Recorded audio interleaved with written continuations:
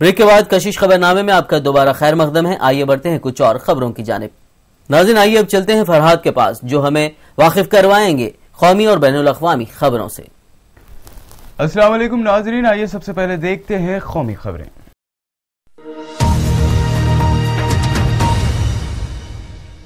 दिल्ली के सुल्तानपुरी इलाके में रोड शो करने पहुंचे आम आदमी पार्टी के कन्वीनर अरविंद केजरीवाल पर फिर एक ऑटो ड्राइवर ने थप्पड़ मार दिया है।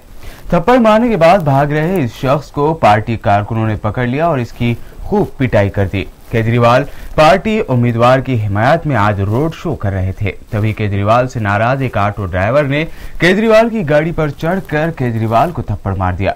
पार्टी कारकुनों ने थप्पड़ मारने वाले इस शख्स को पकड़कर पुलिस के हवाले कर दिया है।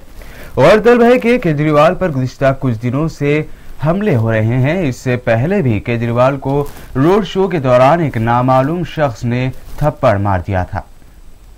राजनीति की दुकान जिन लोगों ने खोल ली है वो अब इतनी बुरी तरह से बौखला गए हैं कि उनसे कंट्रोल नहीं हो रहा, उनसे संभल नहीं पा रहा है और वो इस तरह की हरकत करके कहीं ना कहीं इस पूरे मूवमेंट को, जो ईमानदारी की राजनीति का मूवमेंट चल रहा है, इसको डिरेल करने की कोशिश कर रहे हैं, लेकिन इससे डिरेल होने वाला नहीं है। यह कई बार हमें तो ये लगता है कि ये सारा अब क्योंकि वो पूरी तरह से प्रचार में भी बाहर हो गए, कंटेस्ट में भी बाहर हो गए, कोई पूरी तरह धराशायी हो गए, तो तरीका ढूंढ रहे हैं कि प्रेस में बने कैसे रहे। तो कभी थप्पड़ कोई मार देता है, कभी मुक्का मार देता है, कोई शाही फेंक देता है, कभी ऐसी बातें होती। विरोध तो उनका है सब जगह पर बाद में उन्हीं को फिर उनके साथ मिला लेते। तो कहीं ये नौटंकी जो कर रहे हैं, क्योंकि पब्लिक मीटिंग उनकी नहीं हो रही, फाउंडर मेंबर उनके छोड़ करके चले गए, तिपैया चालक सारे के सारे उनके खिलाफ हो गए वहां पर। तो अब ये कहीं किसी से थप्पड़ मरवा लेते, कहीं से मुंह कर लेते, ये मिली भगत सी लगती मुझे तो।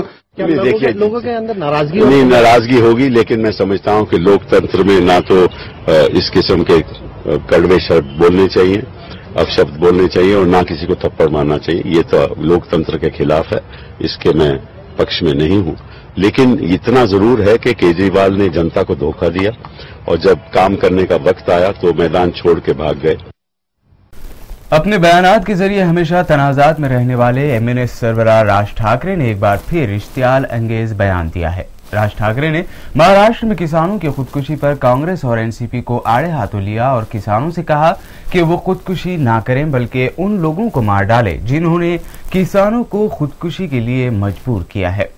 यह मुतनाज़ बयान उन्होंने यवतमाल में इंतखाबी मुहिम के दौरान दिया है। राज ठाकरे के लिए मुतनाज़ बयान देने का ये पहला मामला नहीं है। राज ठाकरे आए दिन इस तरह के बयानात देते आए हैं, लेकिन इस बार राज ने ये बयान इंतखाबी मुहिम के दौरान दिया है, इसलिए इलेक्शन कमीशन उनके खिलाफ कार्रवाई कर सकता है। लोकसभा इंतखाबात को देखते हुए मुजफ्फरनगर फसादात के मुलजिम लीडरों पर अखिलेश हुकूमत ने सख्त रवैया इख्तियार कर लिया है।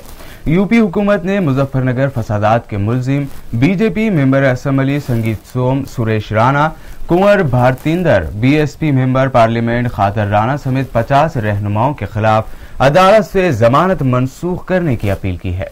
अखिलेश हुकूमत ने दलील भी दी है कि मुजफ्फरनगर फसादात के मुलजिम तमाम लीडर इंतखाबात के दौरान माहौल को खराब कर सकते हैं, इसलिए इंतखाबात तक उन्हें जेल में बंद कर दिया जाना चाहिए। संगीत सोम के लिए यूपी हुकूमत ने हाई कोर्ट में अपील की है, जबकि बाकी मुलजिमान के मुतालिक जिली अदालतों में अपील की गई है। मिजोरम में गैर सरकारी तंजीमों और तालिब इल्म एसोसिएशन ने पार्लिमानी इंतखाबात का बायकाट करते हुए 3 रोजा बंद का ऐलान किया है। इसके पेश नजर रियासत की वाहिद सीट पर 9 अप्रैल को होने वाली पोलिंग अब 11 अप्रैल को की जाएगी। मिजोरम के chief election officer Ashwini Kumar ने बताया कि इलेक्शन कमीशन ने मिजोरम की मौजूदा सूरत हाल पर गौर करते हुए रियासत की वाहिद पार्लिमानी सीट पर इंतखाबात की तारीख आगे बढ़ा दी है। अब वहां जुमा के रोज वोटिंग होगी। कमीशन ने पीर की रात इस बारे में हिदायत जारी कर दी है। उन्होंने कहा कि इलेक्शन कमीशन के ताज़ा हिदायत को देखते हुए 9 अप्रैल की जगह 11 अप्रैल को इंतखाबात कराए जाएंगे।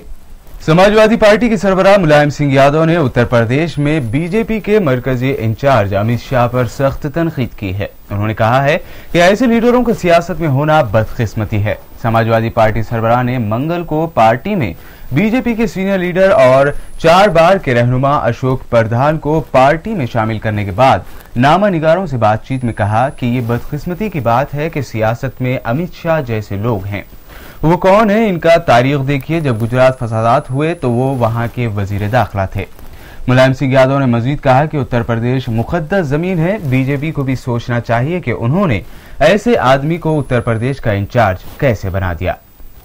कांग्रेस सदर सोनिया गांधी ने 1984 के सिख मुखालिफ फसादात के एक मामले में दस्तावेजी सबूत के तौर पर एक अमेरिकी अदालत में अपने पासपोर्ट की कॉपी जमा कराने से इनकार कर दिया है। उन्होंने इसके लिए जाती हिफाजत और प्राइवेसी की बुनियाद पर हुकूमत हिंद की तरफ से की गई पाबंदी का हवाला दिया है। अमेरिकी डिस्ट्रिक्ट जज ब्रायन ने 1 महीने पहले सोनिया गांधी से कहा था कि 7 अप्रैल तक किसी तरह का दस्तावेजी सबूत दें ताकि अदालत अमेरिका में उनकी मौजूदगी को लेकर तस्दीक कर सके। देवबंद में जमीयतुल उलमा हिंद के सरबराह मोहम्मद अरशद मदनी ने मंगल को कहा है कि मोदी इख्तिदार में आए तो मुल्क को तकसीम करने से कोई नहीं रोक सकता।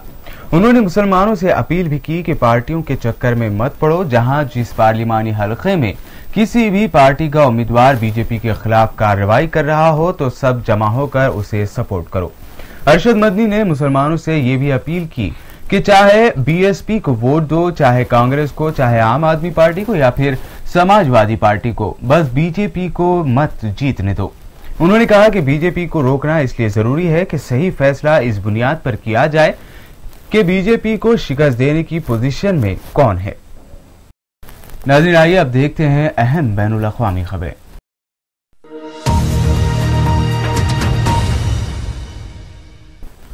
अमेरिका ने बीजेपी के इंतखाबी मंशूर पर तबसरा करने से इनकार कर दिया है। अमेरिका ने कहा कि लोकसभा इंतखाबात के बाद अगर बीजेपी इख्तिदार में आती है तो हिंदुस्तान अपने जोहरी उसूल पर नजरसानी करेगा।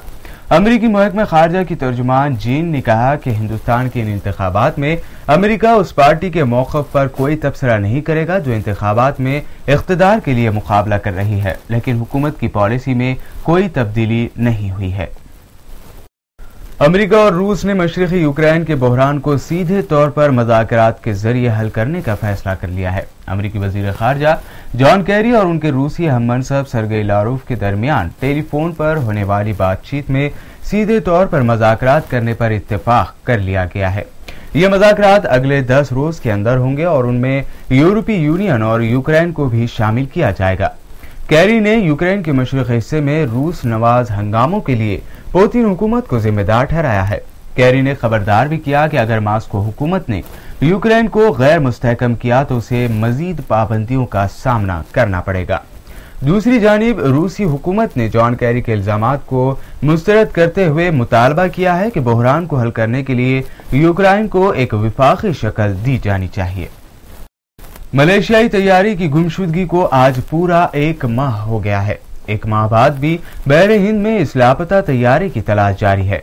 ऑस्ट्रेलिया के कायम मुकाम वजीर आजम वॉरेन टर्स ने मंगल के रोज बताया है कि 21 ब्लूफिन नामी ऑटोमेटिक सबमरीन को आज बहरे हिंद के उसी इलाके की जानिब रवाना किया जा रहा है जहां हफ्ते और इतवार के रोज कुछ सिग्नल्स मिले थे।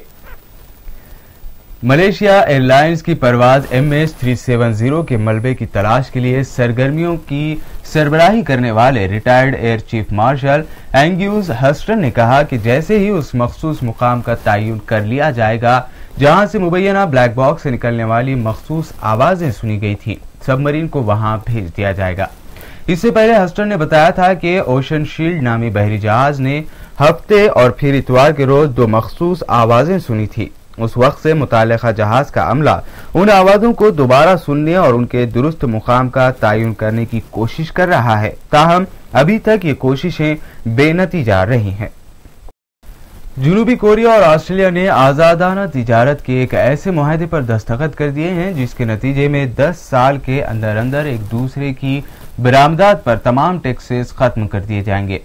4 साल तक के मज़ाकरात के नतीजे में तय पाने वाले इस मुआहदे के तहत कलीदी नोयत की कुछ बरामदात मसलन जनूबी कोरियाई कारों और ऑस्ट्रेलियाई वाइन पर ड्यूटी फौरी तौर पर खत्म कर दी जाएगी।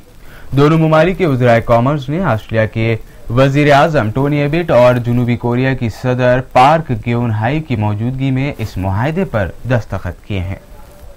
नाज़रीन, ये थी अहम कौमी और बैनुल अक़वामी खबरें। मज़ीद ताज़ा तरीन खबरों का हाल जानने के लिए चलते हैं दोबारा मोहसिन के पास। शुक्रिया फरहाद। नाज़रीन, आखिर में एक और नजर डालेंगे सुर्खियों पर।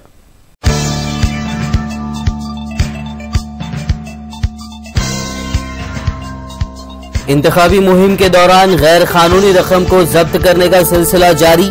अब तक 195 करोड़ रुपए किए गए जब्त।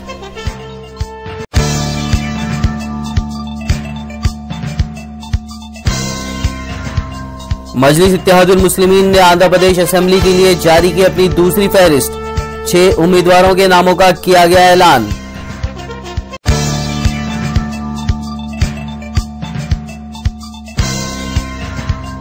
काफी इंतजार के बाद कांग्रेस ने किया 111 उम्मीदवारों की फहरिस्त का ऐलान।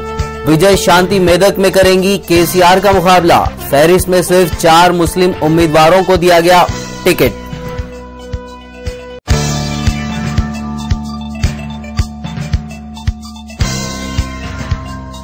अमित शाह जैसे लोगों का सियासत में होना बदकिस्मती। समाजवादी पार्टी के सरबराह का बयान।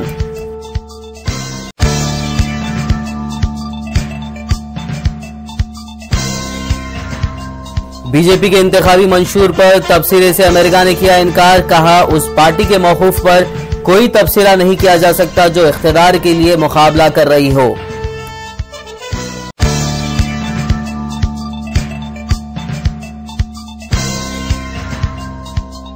लापता तैयारे के सुराग के लिए सबमरीन की जाएगी रवाना। ऑस्ट्रेलिया के कायम मुकाम वजीर आजम ने दिलाया यकीन।